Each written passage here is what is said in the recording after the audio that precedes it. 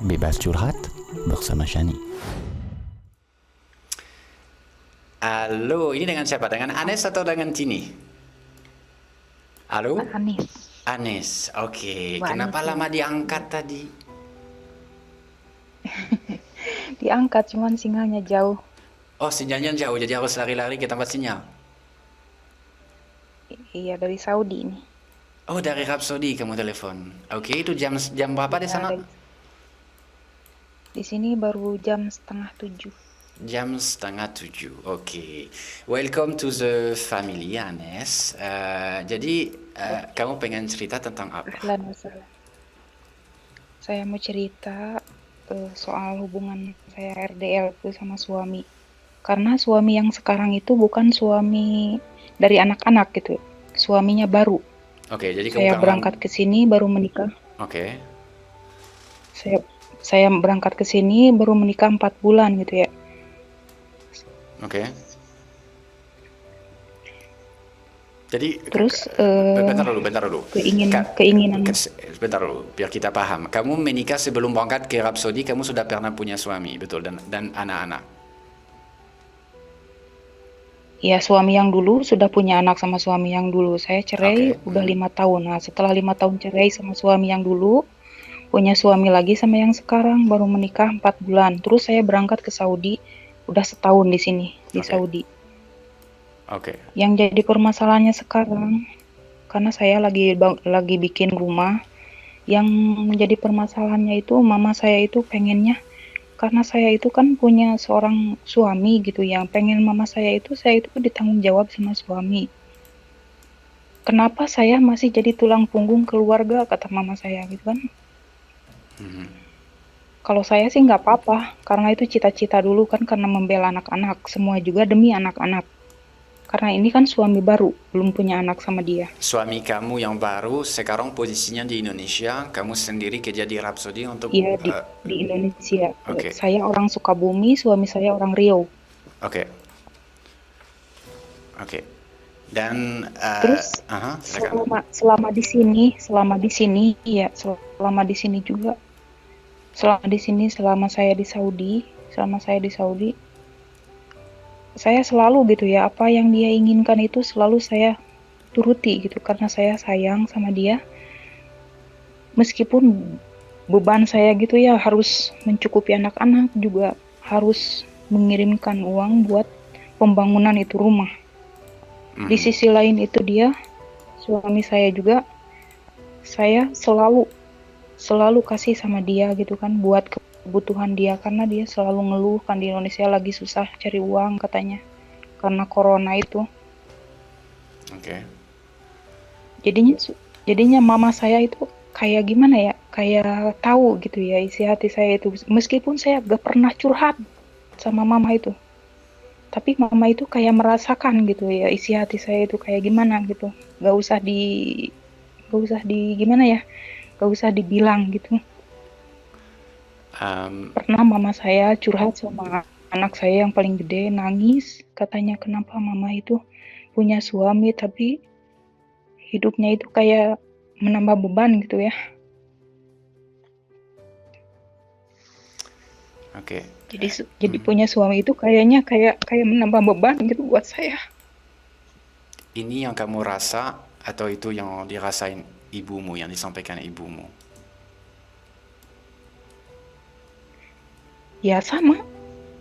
Cuman saya nggak pernah curhat sama mama. Cuman Jangan merasa. kalau mama saya gitu ya kayak merasakan isi hati saya gitu kan, karena sebagai orang tua.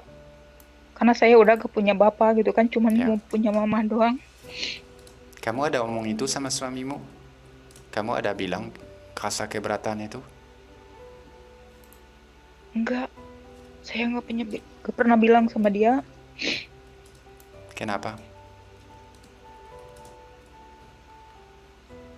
Enggak, saya gak pernah bilang sama dia kalau saya itu gimana ya, keberatan atau gimana. Kalau dia membutuhkan apa semua saya kasih aja udah, nggak apa-apa gitu kan. Cuman yang jadi permasalahannya itu saya selalu tutupi sama orang tua, sama anak-anak itu kan, nggak mau dia tahu apa permasalahan. Tapi seorang ibu kan tahu apa yang rasakan isi hati saya, meskipun saya nggak cerita. Dari cerita kamu itu apa yang membuat kamu paling sakit hati? Kesedihan kamu sendiri menghadapi itu atau menyadari bahwa ibumu merasa apa yang kamu rasa? Enggak, yang pengen saya itu kan pengen seperti yang mama saya inginkan gitu kan. Punya suami itu saya itu harusnya punya yang tanggung jawab, bukannya saya yang menambah beban gitu kan. Betul. Jadinya suami itu jadi beban saya gitu kan, kayak anak saya gitu kan. Tapi kamu harus Tanggungan saya omong, bukan. Anes. Kamu untuk merubah keadaan, kamu harus omong sama suamimu. Apalagi hubungan kalian kan nggak begitu lama kan. Kalau Shani paham kan, apa namanya, kamu berangkat kan baru Iya, bulanan baru aja kan. satu Ah, baru 1 tahun lebih. 1 tahun. Nah, Ya, baru 1 tahun lebih sekarang ya. kalau kamu ingin merubah keadaan, kamu harus omong. Kamu harus omong ke dia, walaupun bukan sesuatu yang menyenangkan mungkin pembicaraan itu, tetapi kamu harus bicara untuk mengharapkan hal itu akan berubah. Minimal dia mengatakan bahwa susah mencari uang segala, ada benarnya juga kan saat ini apalagi dengan COVID. Tetapi Iya, istilahnya harus ada perhatian ke dia, dari dia ke kamu, untuk kamu merasa bahwa dia berusaha. Ini minimal, ya kan? Apakah kamu merasa bahwa dia berusaha itu mencari dana untuk bangunin rumah kalian untuk itu? Apakah kamu merasa dia hanya menunggu enggak, dari kamu? enggak. Yang saya sakit hati itu dari dia itu gini ya. Misalkan saya kirim uang dari sini, tolong dong bantu saya gitu kan rumah itu. Kata dia, saya soal rumah kamu itu nggak mau tahu gitu kan, itu rumah kamu sama anak-anak kamu. Kata suami saya. Dia Saya ngomongnya begitu. pengennya kan sebagai suami mengatur, ya mengatur apa yang harus itu kayak gimana gitu ya, uang itu buat apa, gimana pembangunannya itu kayak gimana gitu kan. Saya itu pengen seperti itu. Cuman dia gak mau mikirin katanya. Omong sama dia, konfrontasi dengan argumen dia itu untuk rubah keadaan. Jangan orang menikah dengan kamu untuk menjalani segala sesuatu dengan kamu. Nggak ada bagian, ini bagian hidup kamu dengan anak kamu itu. Saya nggak mau terlibat di situ. Tidak ada. Dalam pernikahan, segala sesuatu yang Iya berkaitan dengan betul. suami kamu itu ada hubungan dengan kamu dan sebaliknya. Jadi, tapi kamu harus konfrontasi. Kamu harus konfrontasi, bilangnya, Mas, saya keberatan. Saya keberatan kalau saya sendiri harus mikirin semua dari segi keuangan dan lain sebagainya. Saya ingin kita Kalau itu udah bersama, bilang, oke? itu udah bilang sama suami ya. Itu udah bilang sama suami saya kemarin. Kata saya, apa gunanya punya suami gitu kan, gak ada yang mikirin. Kata dia, bukannya gak mikirin, aku sayang sama kamu katanya gitu kan. Aku sayang banget sama kamu, cuman saya angkat tangan kalau soal rumah itu. Cuman bisa mengirim dengan doa, kata dia gitu kan bilangnya. Ya saya sebagai seorang perempuan gitu mau gimana lagi gitu kan. Ya terlanjur sekarang gak mungkin curhat sama mama gitu kan. Gak mau mama jadi beban pikiran gitu kan. Kasihan juga sama anak-anak, sama mama juga karena udah tua.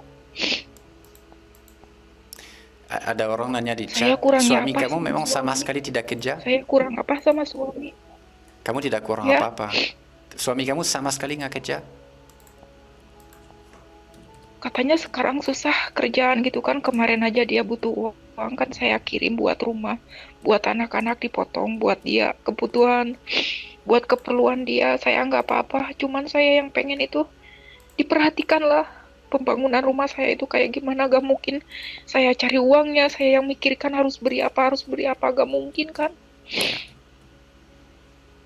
Seharusnya seorang suami itu ikut mikirin kayak gimana gitu ya. Hidup di luar negeri itu nggak enak, nggak senang, banyak sekali ribuan cobaan harus saya tanggung itu semua.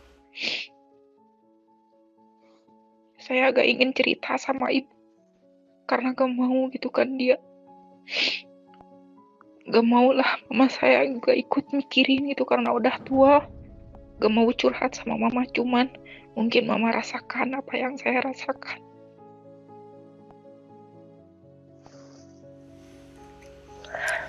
Kamu harus konfrontasi suami kamu.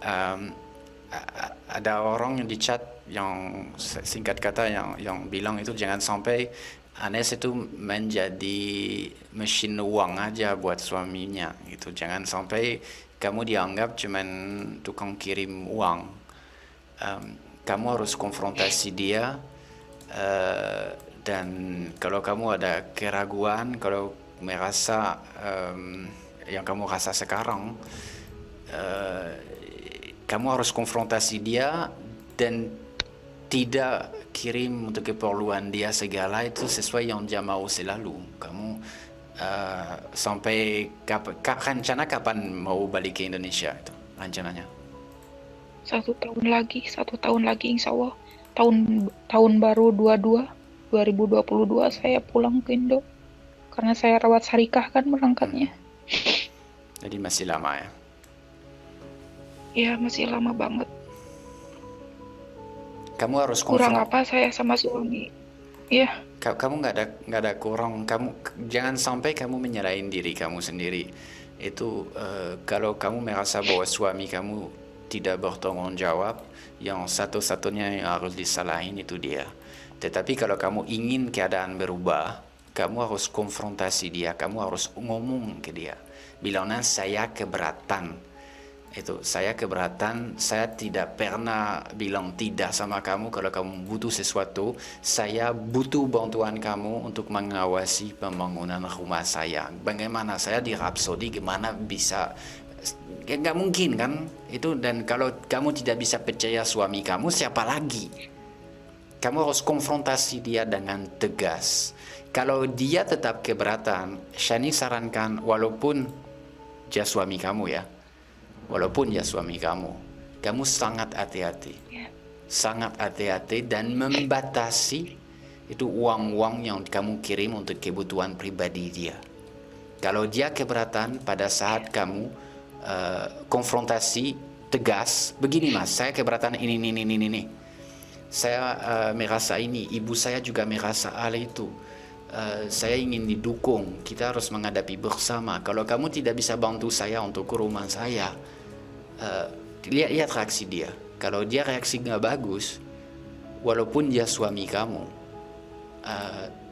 kurangi, batasin, bahkan mungkin hapuskan bantuan-bantuan yang kamu biasa kirim ke dia, dan lihat respon dia seperti apa sampai kamu pulang ke Indonesia. Oke.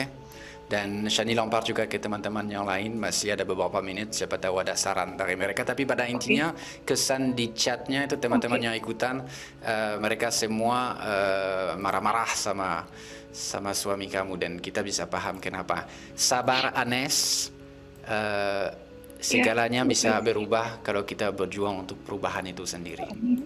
Ya, makasih ya sudah ikutan. Terima kasih Anes. Makasih Bang.